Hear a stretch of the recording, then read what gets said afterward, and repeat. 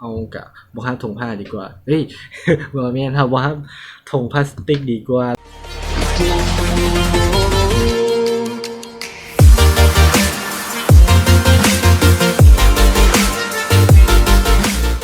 สบายดีเนาะมื้อนี้ก็พบกับเฮียหมีอีกแล้วเนาะมื้อนี้เราก็จะมาเปิดคลังถุงผ้าเนาะซึ่งว่า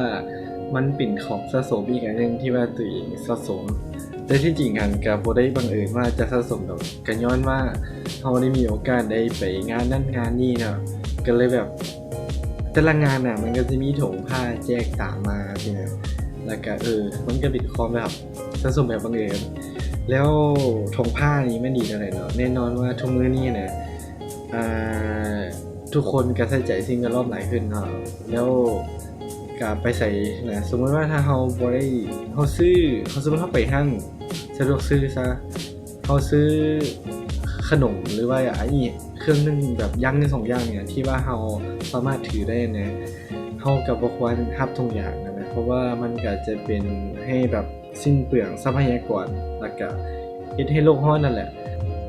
มีคำเว้าหนึ่งเนาะของไอ้หมีวิไลศักดิ์อ้ายเพิ่นก็คือหมีคือกันแล้วเว้าว่าในการเฮ็ดถุงผ้าถุงหนึงอะนะมันต้องได้ใช้ทรัพยากรเท่ากับถุงพลาสติก100ถุงแล้วเราบอกว่าถ้าว่าเจ้าได้ถุงผ้าไปอะนะแล้วเจ้าบ่ใช้ฮอด100ครั้งอะนะเจ้าไปใช้ถุงพลาสติกกันดีกว่ามื้อนี้เราก็จะมาเปิดคลังถุงผ้าของตัวเองว่ามีหยังแหน่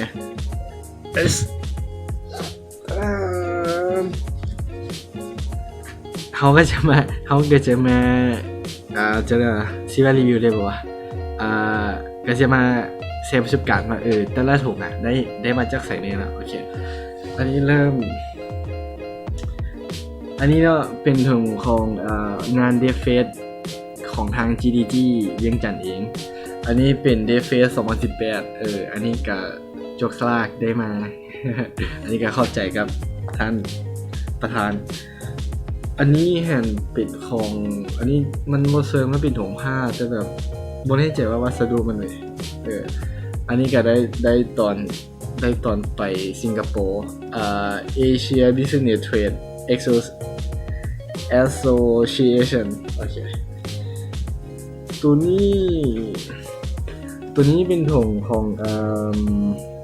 องมหาวิทยาลัยนึงอยู่สิงคโปร์เนาะตัวนี้เฮาได้จัดงานที่ว่ามันมีงานเชื่องไหนวะ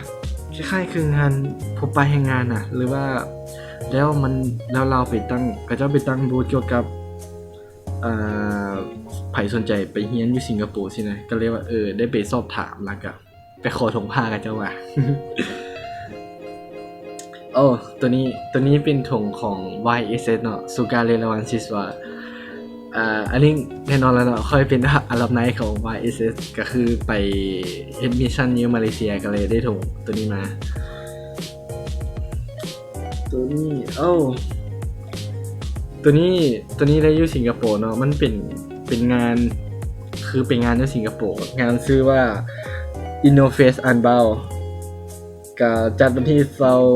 27-28เดือน6เนาะแล้วก็สปอนเซอร์มีหัวเว่ยตัวนี้หันจะแจกคนที่ไปงานเนาะอันนี้เฮาหันได้ไปฟรี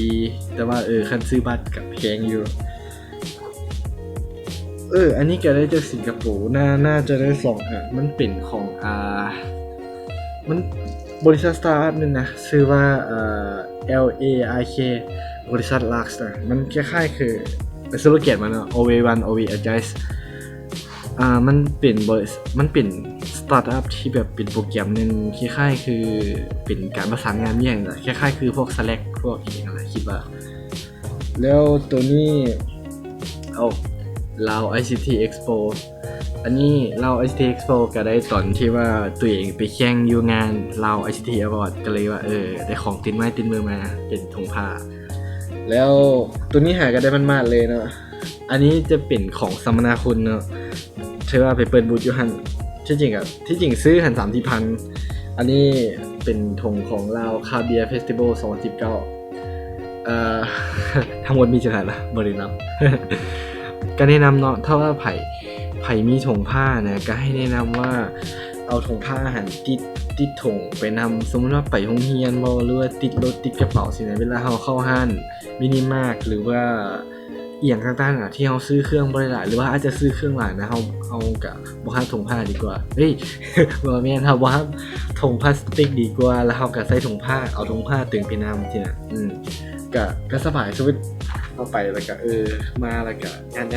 ดกลับบ้านไปชิลครับ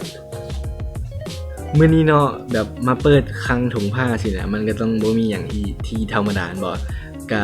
สิมาแจกถุงผ้า2รางวัล2คนสำหรับไผที่ว่าคอมเมนต์อยู่ช่อง Facebook นี้โดยคอมเมนต์1ก็คือคอมเมนต์ Facebook ตัวเอง2ก็คือถ้าว่าเจ้าได้ถุงผ้านี้เจ้าสิเอาไปเฮ็ดหยังแล้วก็แชร์ไป Facebook ตัวเองนำสำหรับ2ท่านแล้วเราก็จะเรนดอมเอาแล้วเราก็จะประกาศในไว้นี้อยู่Facebook แฟนเพจของชื่อช่องนี้แหละโอเคบ๊ายบาย